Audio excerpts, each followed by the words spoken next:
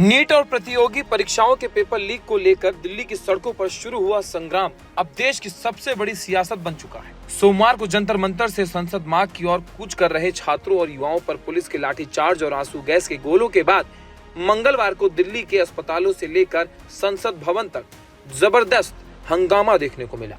एक तरफ जहां राहुल गांधी, प्रियंका गांधी और अरविंद केजरीवाल घायलों से मिलने अस्पताल पहुंचे, वहीं दूसरी तरफ विपक्ष ने संसद के दोनों सदनों को ठप कर दिया। तस्वीर दिल्ली के राम मनोहर लोहिया अस्पताल की है। सोमवार को प्रदर्शन के दौरान घायल हुए छात्रों को आरएमएल अस्पताल में भर्ती कराया गया। प्रदर्शन के बाद मंगलवार का दिन सियासी मुलाकातों और तीखे बयानों के नाम रहा। आरएमएल अस्पताल घायलों का हाल जानने पहुंचे नेताओं का केंद्र बन गया।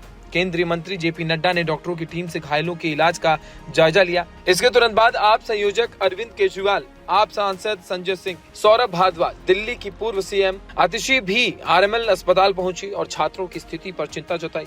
केजरीवाल ने कहा कि प्रदर्शन के दौरान छात्र और पुलिस वाले दोनों घायल हुए हैं। ऐसी स्थिति से बचना जरूरी था। इसके बाद बारी लोकसभा में नेता प्रतिपक्ष राहुल गांधी और प्रियंका गांधी दोनों एक साथ आरएमएल अस्पताल पहुंचे, घायल छात्रों का हाल लिया, साथ ही केंद्र पर हमलावर भी रहे। Modi ji has not even apologized for what has happened yesterday. Now, ये जो युवा हैं, ये एजुकेशन सिस्टम के बारे में, टेस्टिंग सिस्टम के बारे में प्रोटेस्ट कर रहे हैं। पूरा देश जानता है कि education system, testing system is broken. It has ceased to exist. Testing system has been hollowed out by termites. That is all they're saying. Nothing wrong with it.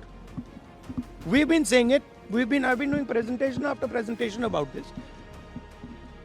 Why is the Prime Minister silent? सड़क की यह आंच संसद के भीतर भी पहुंची, जहां छात्रों की पिटाई पर चर्चा की मांग को लेकर लोकसभा और राज्यसभा में जोरदार हंगामा हुआ और कार्यवाही को स्थगित करना पड़ा। उधर दूसरी तरफ सफदरगंज अस्पताल में भर्ती सामाजिक कार्यकर्ता सोनम वांगचुक को लेकर दिल्ली हाई कोर्ट ने निर्देश जारी किया है। वांगचुक को सफदरगंज अस्पताल से मेदांता अस्पताल शिफ्ट किया जाएगा। सफदरगंज अस्पताल के डॉक्टरों की बार-बार सलाह के बावजूद वांगचुक ने आईवी फ्लूइड और ग्लूकोज लेने से लगातार इंकार कर दिया। आपको बता दें कि नीट पेपर में कथित धांधली को लेकर सोमवार दिल्ली के जंतर मंतर पर हजारों की तादाद में छात्र और प्रदर्शनकारी पहुंचे। प्रदर्शनकारियों की मंशा संसद तक मार्च की थी, लेकिन उसके पहले ही दिल्ली पुलिस और सीआरपीएफ ने जगह जगह बैरिकेडिंग करके प्रदर्शनकारियों को रोकने की पूरी कोशिश की। इस दौरान झड़प की भी तस्वीरें सामने आई। देखते देखते प्रदर्शनकारी ने उग्र रूप ले लिया। पुलिस ने भीड़ को रोकने के लिए लाठीचार्ज किया और आंसू गैस के गोले दागे। इस कार्रवाई में कई पुलिसकर्मी घायल हुए तो दर्जनों छात्र छात्राएं लहूलुहान हो गए। हालांकि पुलिस ने रात में जंतर मंतर को खाली करा दिया था, लेकिन देर रात 10 बजे से छात्र फिर एकजुट होने लगे। सीजेपी अध्यक्ष अभिजीत दीपके ने साफ कह दिया कि जब तक केंद्रीय शिक्षा मंत्री धर्मेंद्र प्रधान का इस्तीफा नहीं होता, यह आंदोलन खत्म नहीं होगा।